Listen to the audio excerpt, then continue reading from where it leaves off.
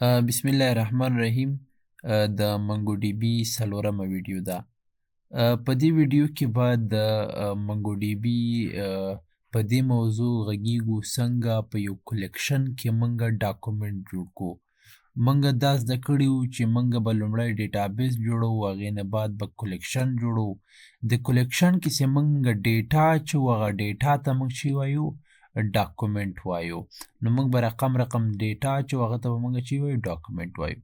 د ډیټابیس په جوړولو، د کلیکشن په جوړولو موږ پوه سولو.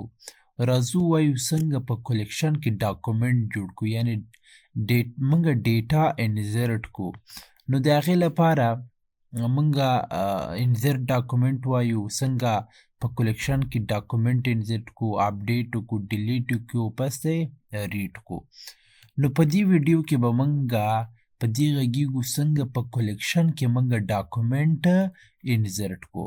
نو د هغې لپاره دوه میتود دي، یو انزرټ ون ده او بل انزرټ منی ده. انزرټ ون په واسطه موږ کولی سو څو دانې انزرټ ون په واسطه موږ کولی سو فقط یو ډاکومنټ انزرټ کړو، او د انزرټ منی په واسطه موږ کولی سو چې څو دانې ډاکومنټه انزرټ کړو. راځو طریقه کار یې څه رقم ده، نو سینټاکس یې څه رقم ده. نو ډي بي ډاټ د خپل د کلیکشن نوم لیکو، بیا به لیکو انزرټ ون. نو هغې نه وروسته موږ فیلډ لیکو، همداسې ولیو به ورکو، فیلډ او ولیو. او که موږ غواړو څو دانې یو ځایي انزرټ کړو، نو هغې لپاره به ډي بي ډاټ د کلیکشن نوم به لیکو، انزرټ مینی، او د آبجکټ په شکل به موږ دا د ارې په شکل به موږ ارې کې به موږ څو آبجکټونه پاس کوو. دلته به یو آبجکټ پاس کوو، دلته به ارې پاس کوو. راځو عملاً کار کوو، څنګه دا موږ عملي استفاده کوو.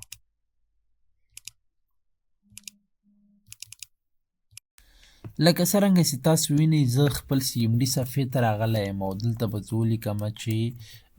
منګوش، وبه لیکم چې منګوش،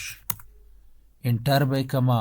نو زه به راسمه وبه ووایم چې شو ډي بي ایس، موږ سره دا ډیټابیسونه دي، خو زه به یوز کړمه مثلا د کورس په نوم به یو ډیټابیس به زه جوړ کړم. نو زه راځم اول به ډاکومنټ جوړ کړم، وبه لیکم چې ډي بي ډاټ کریټ کلیکشن به جوړ کړم. نو ډي بي ډاټ کریټ کلیکشن ټب وهمه، ماته خپل هغه تکمیلیږي. زه به د سټوډنټس په نوم کلیکشن جوړ کړم او انټر.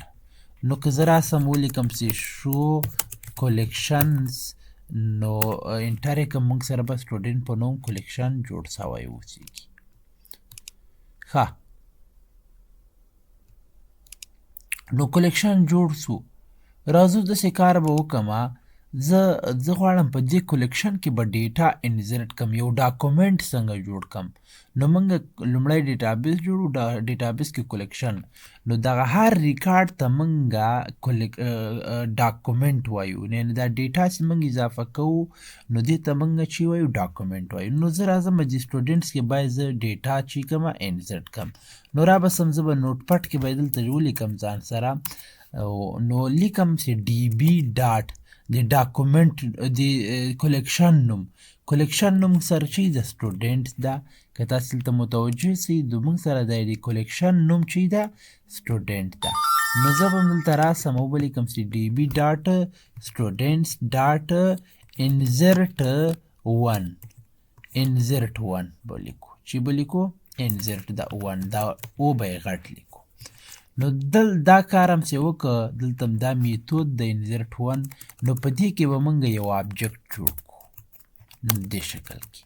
کی او ولیو به ورکوو، کی او ولیو. زه مثلا ورکوم چې نیم یې چې ده احمد ده، نو دلته به زه ولیکم احمد، کاما مثلا اف نیم یې چې ده، اف نیم مثلا خان ده،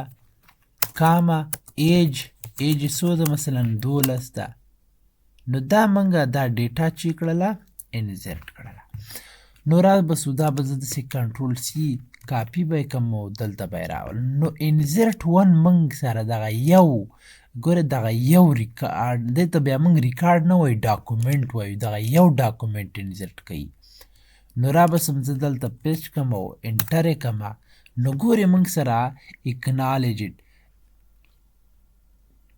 دا ما سره ترو راغی او که تاسې متوجه سئ دلته یوه انزرټډ آی ډي هم ورسره جنریټ کړه چې ابجکټ آی ډي ورته وایي دا به یونیک وي دغه هر ډاکومنټ به د دې په واسطه پیژندل کیږي نو زه به راسمه دا به بیا کنټرول سی کنټرول وي کم مثلا دا به 15 کمه او خان به مثلا جان کمه او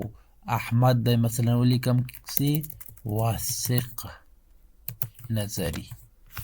که راسم زه دا انټر کمه نو دې ته بیا علیحده بله آی ډي چې کړله جنریټ کړله راځم دا ریکارډونه څنګه بیرته وګورم نو دلته به ولیکو چې ډي بي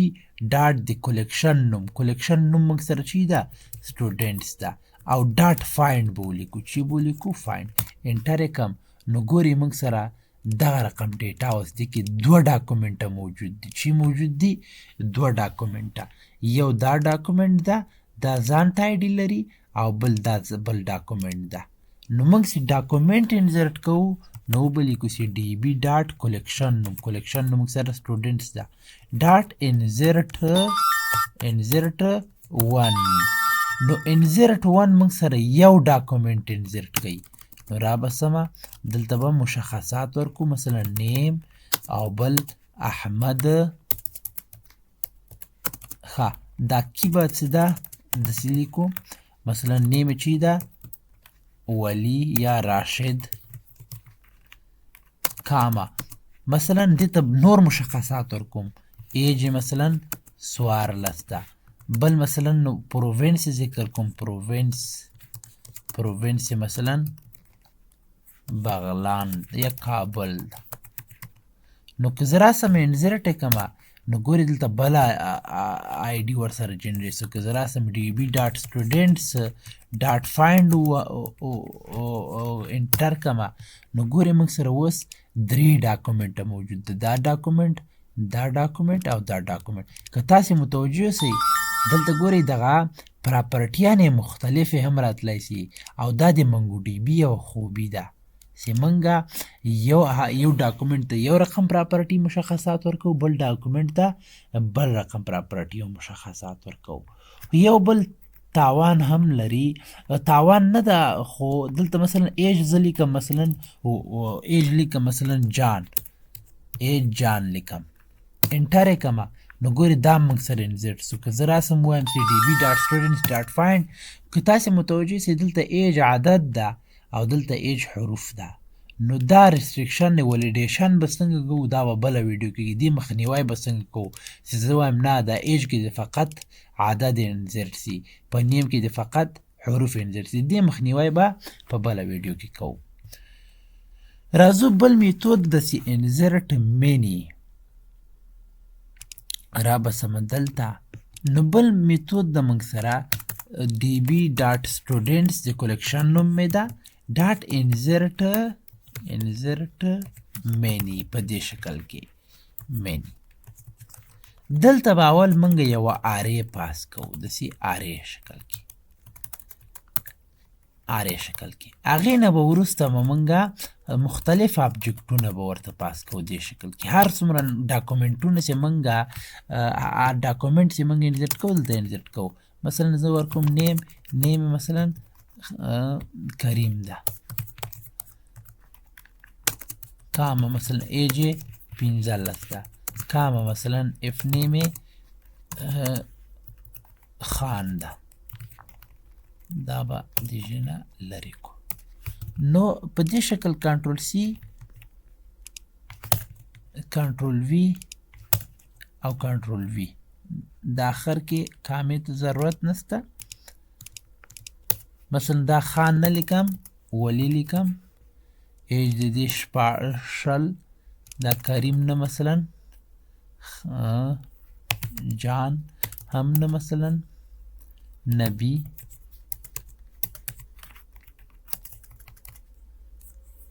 او د دې نوم مثلا